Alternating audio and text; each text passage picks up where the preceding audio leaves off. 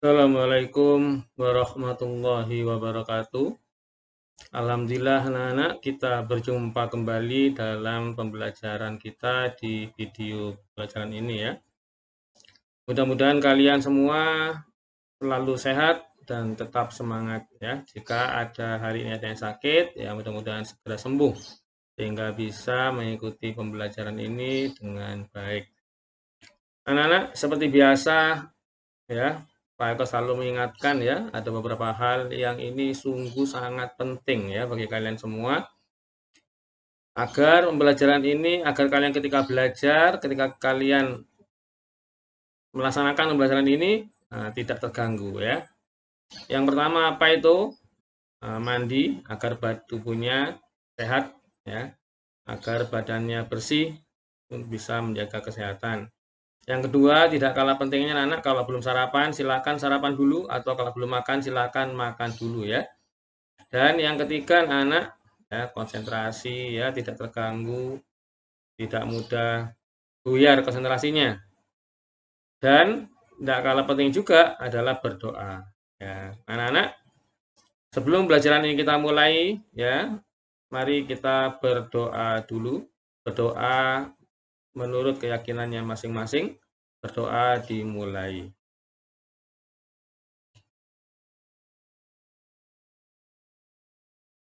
Ya, alhamdulillah berdoa bisa diakhiri.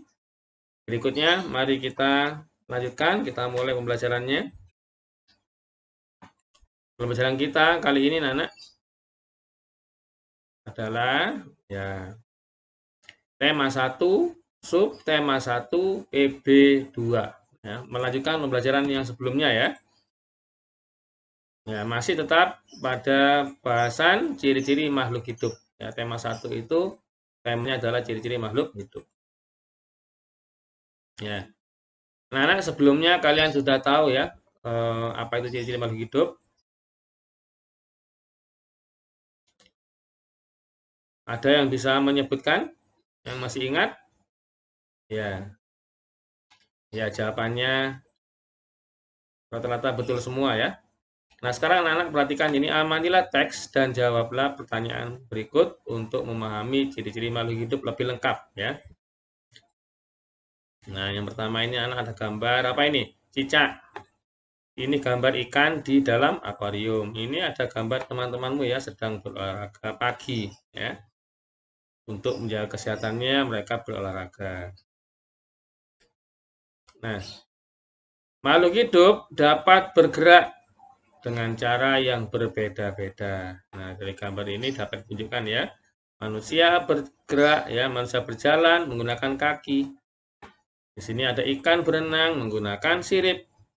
Cicak merayap di dinding. Ini merupakan bentuk cara makhluk hidup bergerak.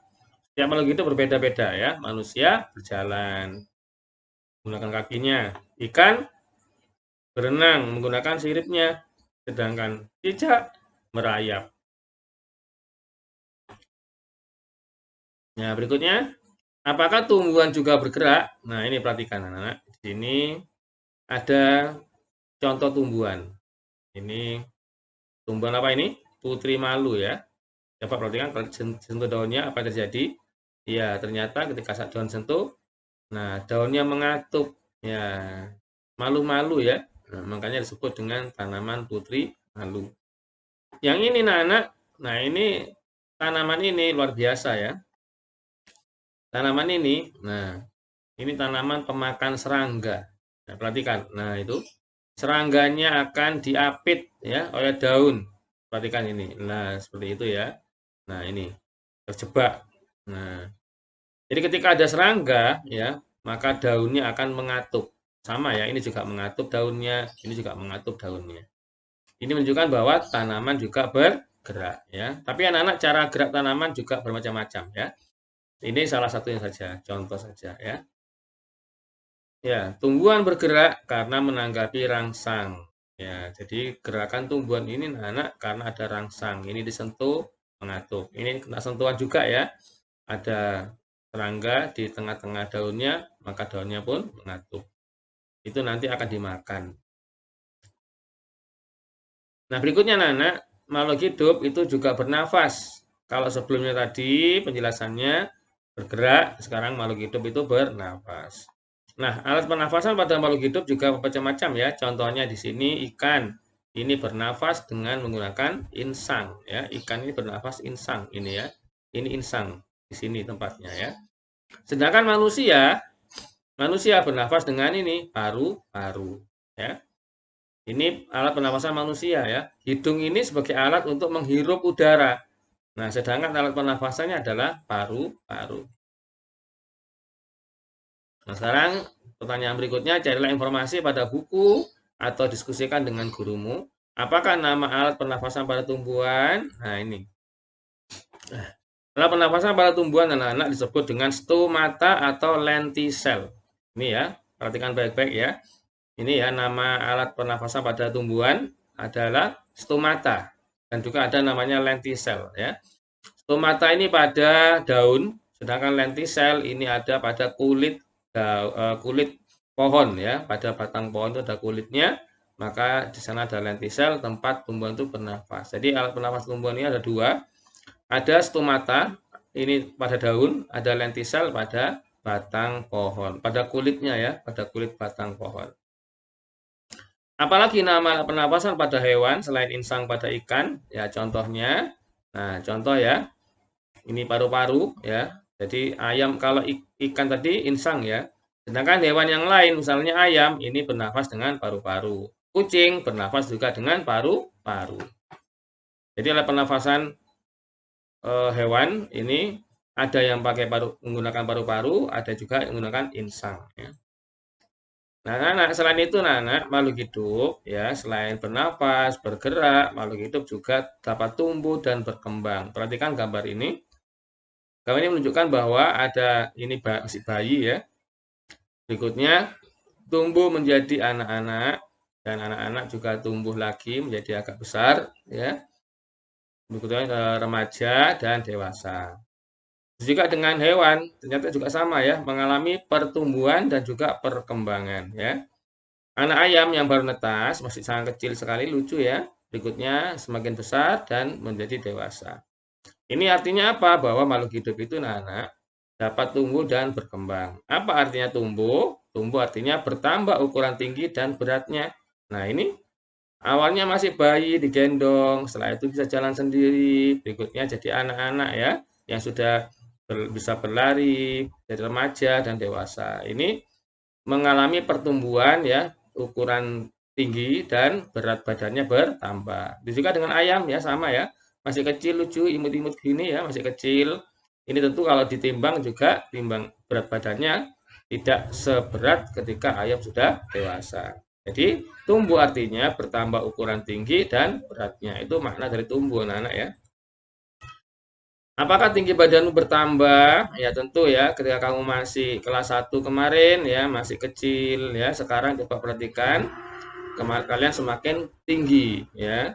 Biasanya apa namanya itu tidak bisa mengambil gelas di meja. Nah, sekarang sudah bisa mengambil gelas di meja karena ukuran tubuhnya semakin tinggi. Pernahkah kamu mengamati pertumbuhan hewan yang ada di sekitarmu? Ceritakan penghasil pengalamanmu.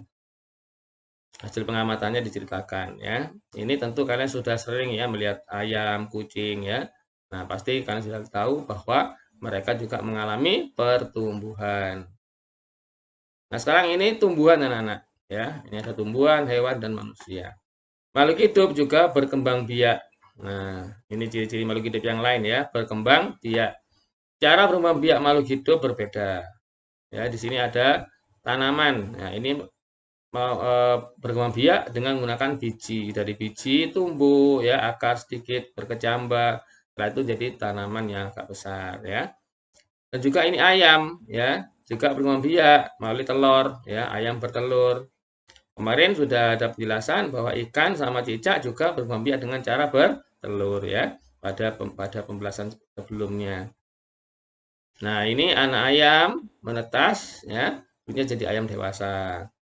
Ini adalah cara perkembangbiakannya. Sedangkan ini manusia, bagaimana berkembang biak? Dengan melahirkan ya. Jadi perkembang biakan itu ada yang dengan cara melahirkan, ada juga burung biak dengan cara bertelur, ya. Ada juga dengan biji. Nah, kalau tanaman dengan biji. Kalau hewan ini ada yang bertelur, ada yang melahirkan, ya.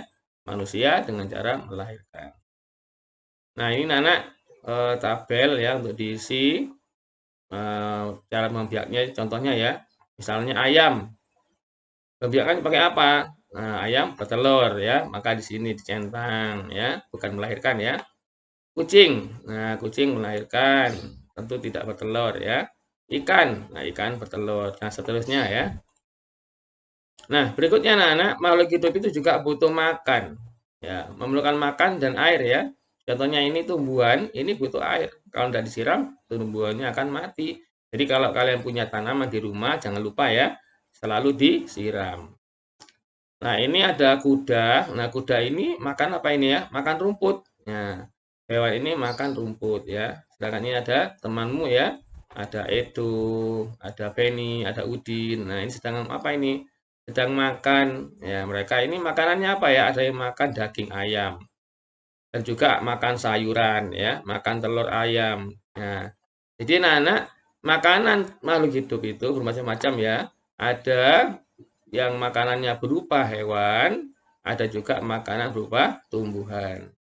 Manusia, nah ini ketika makan memerlukan tumbuhan dan hewan. Ya, bumbu-bumbu masakan itu adalah dari tumbuhan. Misalnya ibu mau masak ayam. Nah, tentu tidak hanya daging ayam saja ya yang dibutuhkan. Ibu memerlukan apa namanya itu bumbu-bumbu masak ya. Maka bumbu masak inilah yang berasal dari tumbuhan. Jadi manusia ini untuk makan ya memerlukan tumbuhan dan juga hewan. Sedangkan untuk hewan sendiri ada hewan yang hanya makan tumbuhan saja, ada juga hewan yang hanya makan hewan yang lain ya, makan daging. Misalnya harimau. Nah, harimau itu makan daging. Ya, maka harimau juga makan hewan yang lain. Ya. Nah, coba kalian jawab ini ya. Apakah tumbuhan memerlukan makan? Apa jawabannya? Iya.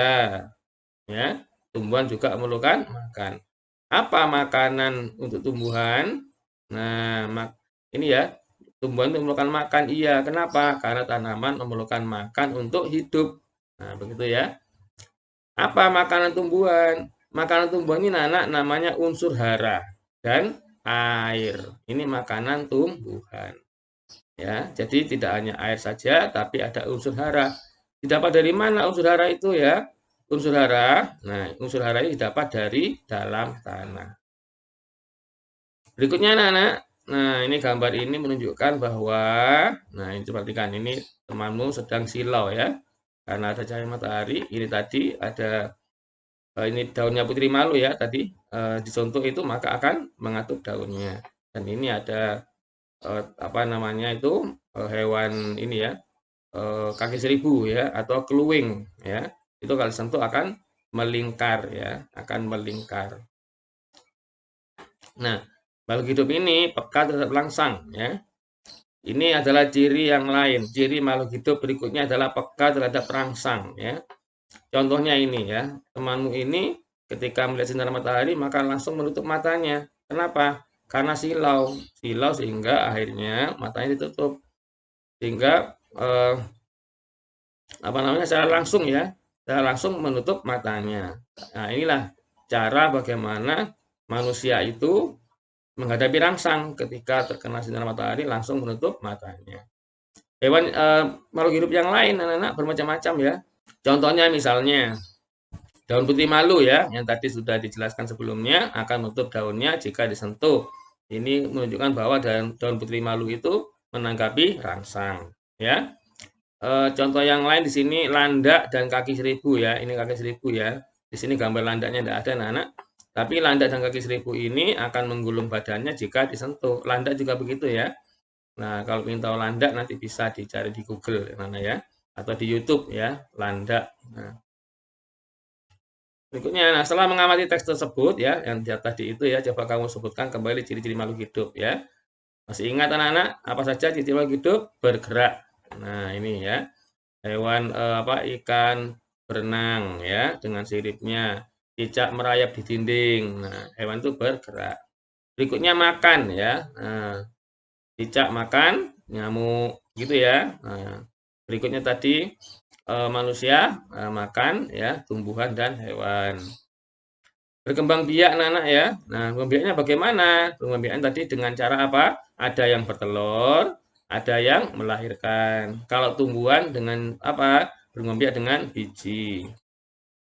Peka terhadap rangsang. Nah, ini ketika disentuh daunnya maka akan mengatup, yaitu pohon apa tumbuhan putri malu. Ya, ketika disentuh maka akan menggulung tubuhnya, yaitu apa? Hewan keluing ya atau kaki seribu. Ciri-ciri makhluk hidup ya, ingat-ingat bergerak, makan, berkembang biak, dan peka terhadap rangsang. Ada lagi tadi ya yang belum dicatat di sini. Apa itu? Tumbuh ya. Nah, tumbuh ya. Tumbuh itu artinya bertambah besar dan bertambah tinggi ya. Tumbuh. Ini tadi disebutkan di sini perlu di sini ya. Tambah lagi ya, tumbuh ya. Penjelasan di video ini mudah-mudahan dapat menambah ilmu bagi kalian semua. Dan mudah-mudahan kalian jadi anak yang soleh dan soleha. Dan tentu tidak kalah pentingnya adalah berbakti kepada orang tua. Baik, akhiri. Assalamualaikum warahmatullahi wabarakatuh.